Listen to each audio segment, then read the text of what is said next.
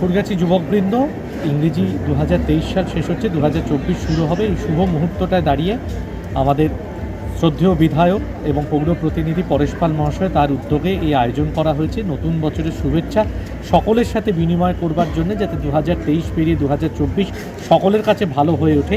সেই বার্তা আমাদের শ্রদ্ধেয় বিধায়ক এবং পৌর প্রতিনিধি শ্রদ্ধেয় পরেশ পাল মহাশয় তিনি সকলকে দিতে চান। কাকুরগাছি যুবকবৃন্দ সেই লক্ষ্যকে সাথে নিয়ে আজকের এই বিজয়া সম্মেলনী, প্রীতি সম্মেলনের আয়োজন করেছে। প্রচুর মানুষের উপস্থিতি এবং তাদের অংশগ্রহণ আজকের এই আনন্দের অনুষ্ঠান।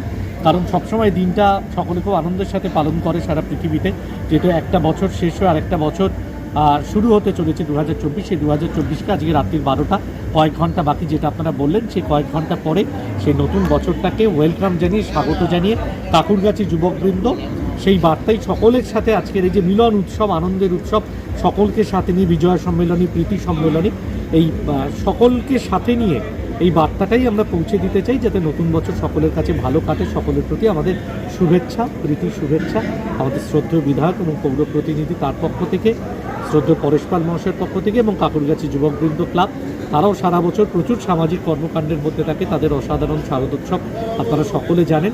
তো সেই সারা বছরের যে ভালো কাজ, সেই ভালো কাজগুলো সামনের বছরও যাতে জারি থাকে, এই লক্ষ্যকে সাথে নিয়ে আমাদের আজকের এই অনুষ্ঠান। যুবকবৃন্দ পক্ষ থেকে আমি জানাই সবাইকে শুভেচ্ছা, পুরো পল্লীবাসীদের শুভেচ্ছা জানাই এবং আপনাদের চ্যানেলকেও শুভেচ্ছা জানাই। আমাদের 2023 খুব ভালো গেছে। আমরা শুধু দুর্গা পুজো না, দুর্গা পুজো তো করেই আমাদের বিশাল আনন্দ।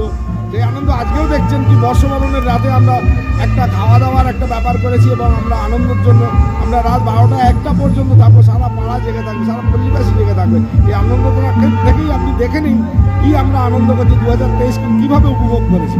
আর 2024-এর জন্য আমরা খুব শুভেচ্ছা জানাচ্ছি। খুব তাড়াতাড়ি আসুন 2024 এবং 2024-এর মধ্যে দুর্গা পুজোটা আমাদের মেন জিনিস। আমরা অন্য কিচ্ছু ভাবি না, দুর্গা পুজোটা আমরা খুব ভালোভাবে নেব। দেশের মানুষ ভালো থাকবে, সুস্থ থাকবে, আমাদের দেশে শান্তি শৃঙ্খলা বজায় থাকবে, এইটাই চাই। এটা ভালো, এর জন্যই তো করেছি, যাতে পাড়া একটা শান্তি শৃঙ্খলা, আনন্দ ফুর্তি, বাবাই সুব্রত এরা সবাই মিলে